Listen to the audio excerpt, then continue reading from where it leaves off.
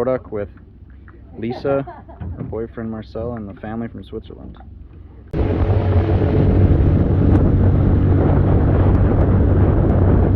This is sister Lisa. She left Canada, went to Switzerland with a boy, of course, right? And then from there, she went to Australia with the Ruse, following work and the boy. And then now, she finally came after like 2 years for a visit, finally. Because basically she's lost all care for our family and only comes out periodically, like my other sister that you've never seen because they're never here.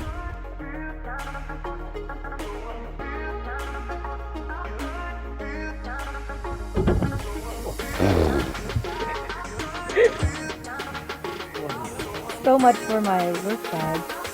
Oh, I had this video going for that. Here at a remote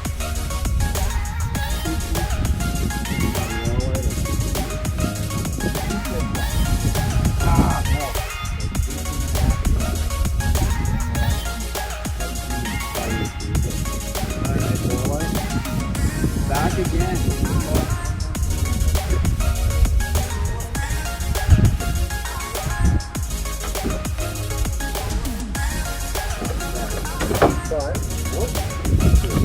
Gotta restart. You gotta restart. I'm just going. Restart. Stop it.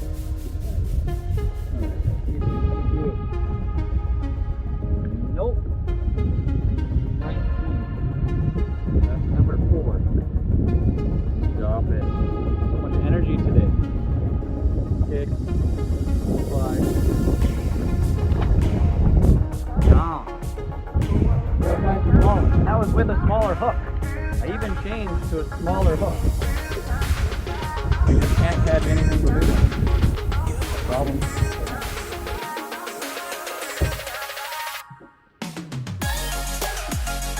Selling them right over there. And then we got Bossman is way. Oh, come on, Samsung zoom. Somewhere out there. Where he is. Somewhere out there.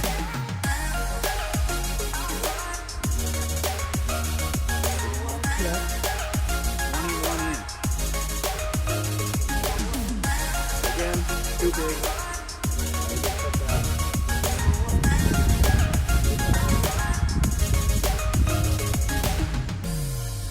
Too big again. 21. Come here. Get over here. Ow. Stop stabbing me. Stop it. Stop it. Stop it. I hear you. I see you. I know you don't want to be here. You're too big anyway. All right. I want to hold it like this. No. Why not? No. It's very, very hard to hold it like that. Why? Try. Is that what you just told me to do? Yeah, like that. There. Yeah, that's what I was trying to do. I thought you were just going straight. Ow! Why? Oh, it bites so hard. Not So biting slippery. me. It's like a freaking... You get in the front side of his fin, between his, like right in here, there'll be like a low spot where you can get a finger in to hold it a bit harder. Alright, ready? 3, 2, 1. It's a video! Oh! Wow. Did he get you? No. No. Just throw him back and I gotta get. There we go. Gone.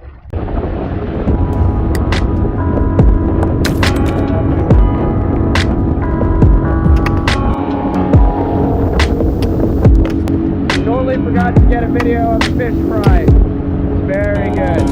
Very, very good.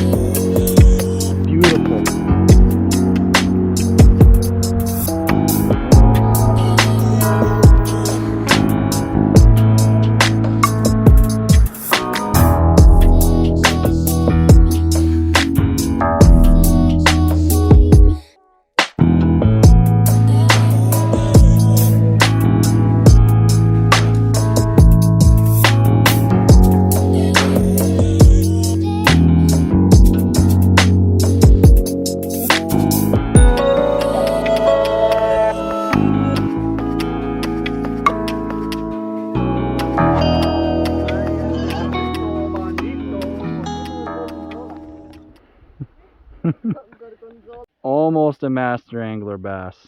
17.5 inch. Turn her sideways. Show how fat that thing is. Go this way. Rotate it. Oh, that's a thickens. All right, toss her back. Go make some more. Goodbye. Boom. That's it. All packed up and heading home. Gotta be back at the dock by 5 to get off the lake with the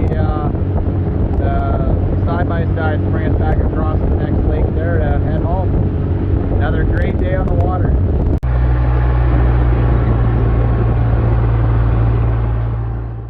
Back to this. So,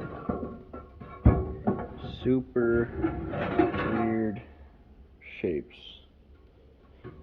but it's going to help deflect everything in and gives us enough room. Basically that's going to go around the AC line there, and when I cut this one in, it'll be able to follow that same curve. Should work.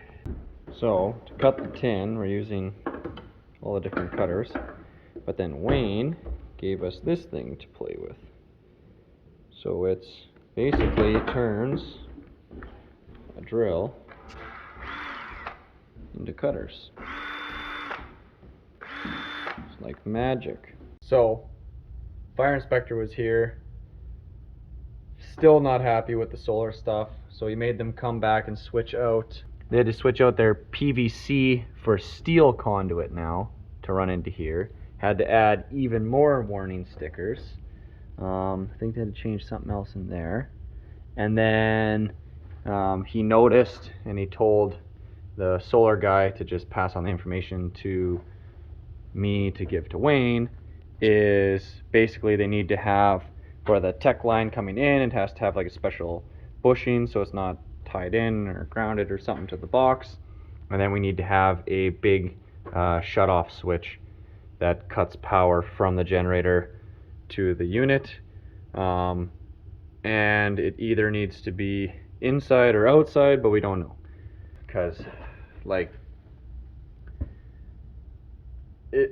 it's so stupid. It is so ridiculously dumb how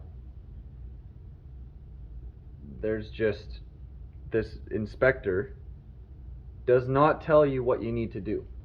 He basically just vaguely kind of hints towards some of the important stuff.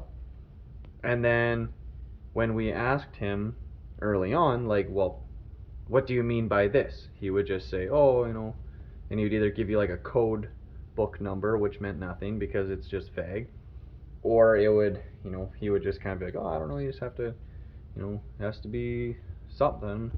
Like, he wouldn't even tell us. And then he comes back after now and just goes, no, no, no, no, no, no, no, add this, add this, add this, add this. So it's like, just ridiculous. Like, and for the amount of junk that they're adding now, like, they're just making this difficult and unattainable pretty much for most people, I think. Looks like they put a lock on this thing. What did they do here? Oh, they did put a lock on it now. Oh my goodness. So Tegan is drying out for the kitchen already. We're not even close to moving in, but she's drying out all the cabinets and drawers, and then putting in where everything is gonna go. So all this stuff, like, this is our rental place right now, just the kitchen in here. So she's got it mapped out, but she's mapping it out in terms of where the dishwasher is and then fanning out from there. And she's so adamant that she knows exactly where it's gonna go that she's redrawing it nicer, so that when we go to brunch with my family today, she wants to prove that I'm just super stupid and that she's right. So I guess we're gonna find out.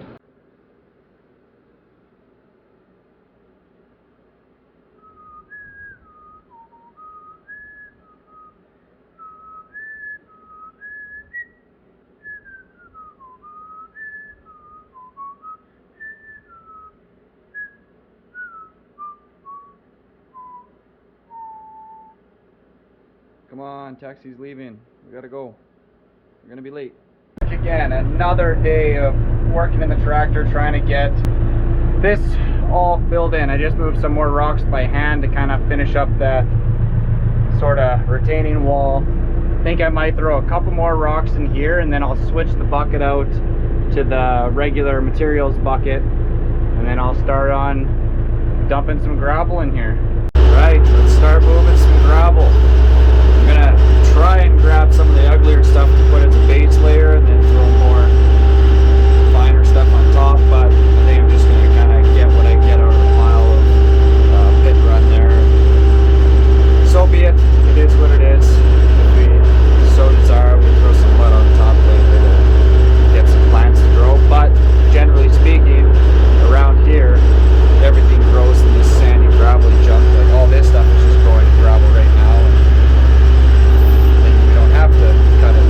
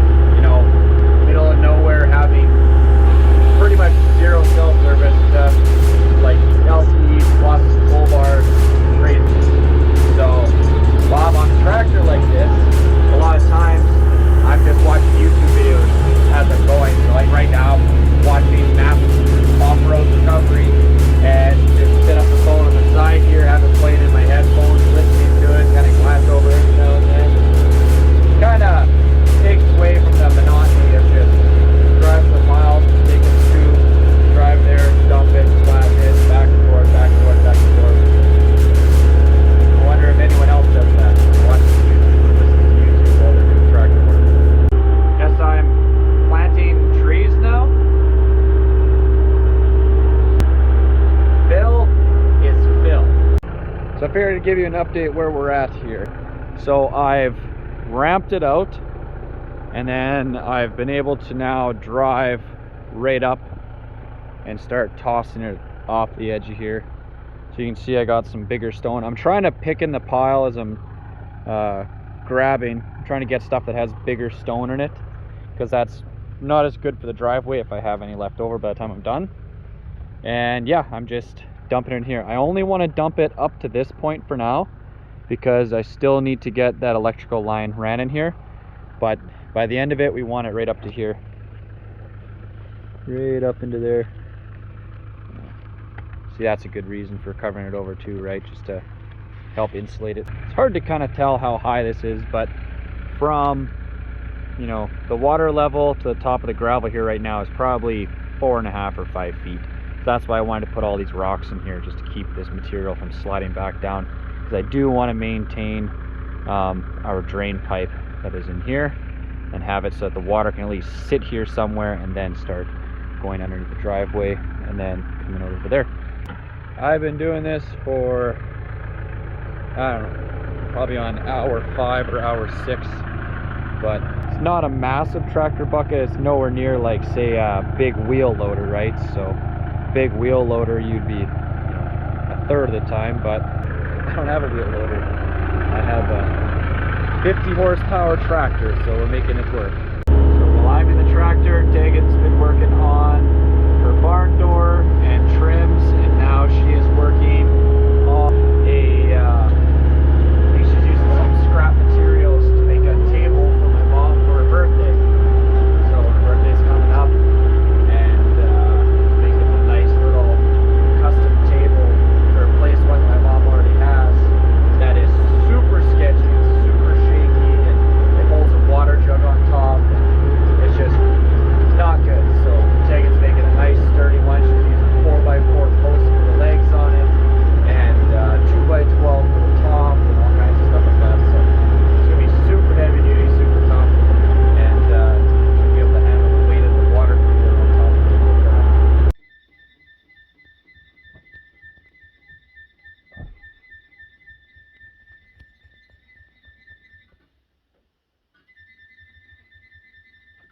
Who put the propane tanks there? Oh, it's so annoying.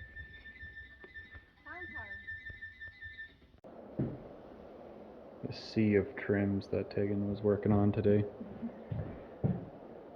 And the barn door. Barn door is done now. Done. D-U-N done. So it's coffee and then driftwood? Well, it's coffee, wiped off, tea, and driftwood.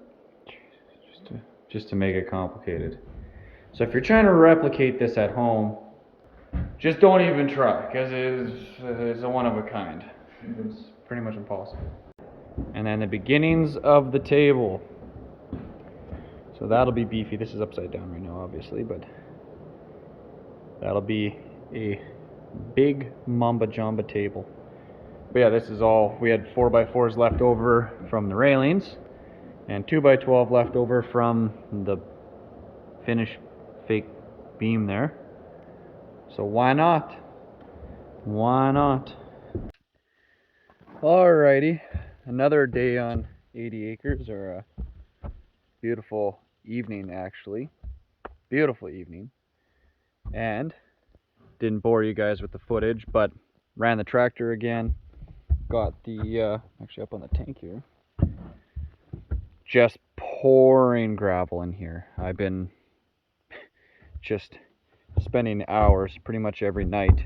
Tonight was a hard day in the office, I guess you could say. So basically got here, pounded back a Red Bull, jumped in the tractor.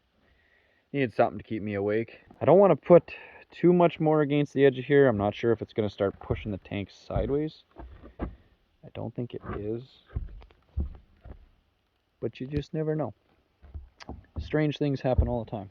No, it just never ends, right? So, because we're into, it's August 1st today, and we definitely haven't made as much progress over this summer as what we were hoping for.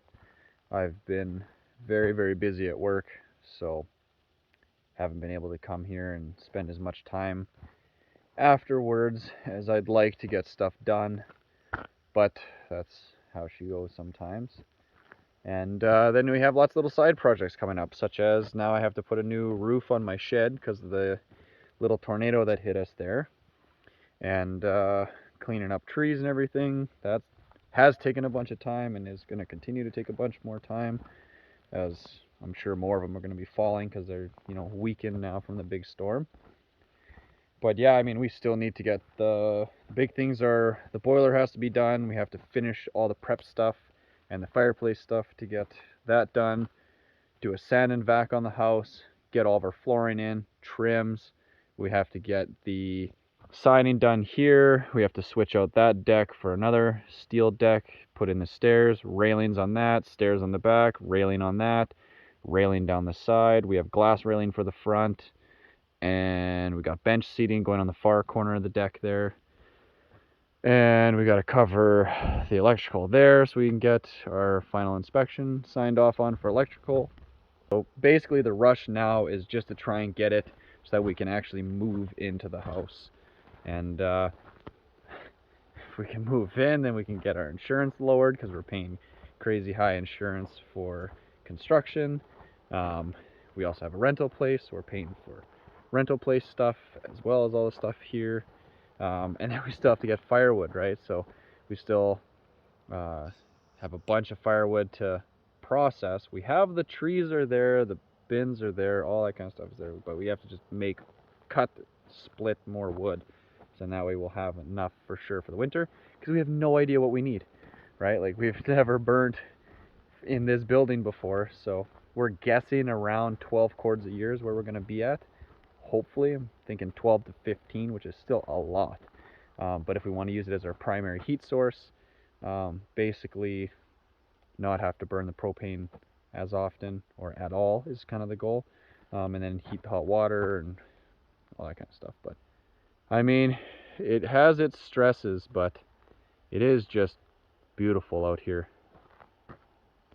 I mean, wouldn't trade it for the world. I've had people offer to buy this piece of land from me for double what I bought it for back when I was, I think, 21. I bought this property, so pretty young, but it came up for sale, and I couldn't pass it up.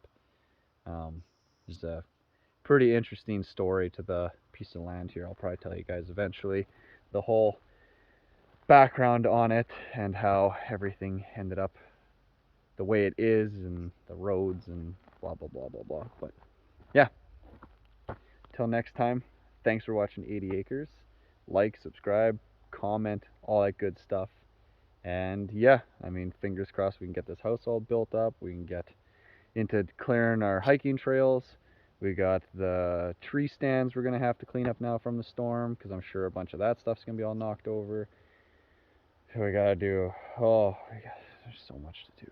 So much to do. Never ends, never ends. So stick around. Finding more crazy stuff from the storm.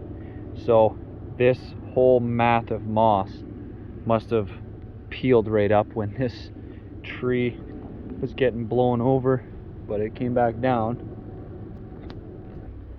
Yeah, pretty violent peeling this up. I mean, like, that's big chunk of roots that got pulled out. Like, this is just crazy. And I mean, like, we've had such a dry season this year. Like, usually this would be, you know, a little pond in here, but there's almost nothing for water. Yeah, this one all ripped out. Like, it's just, it seems like every big tree fell. Look at that. It's like, what? That's a clump of 8 pine trees there. Just shredded it. That's nuts.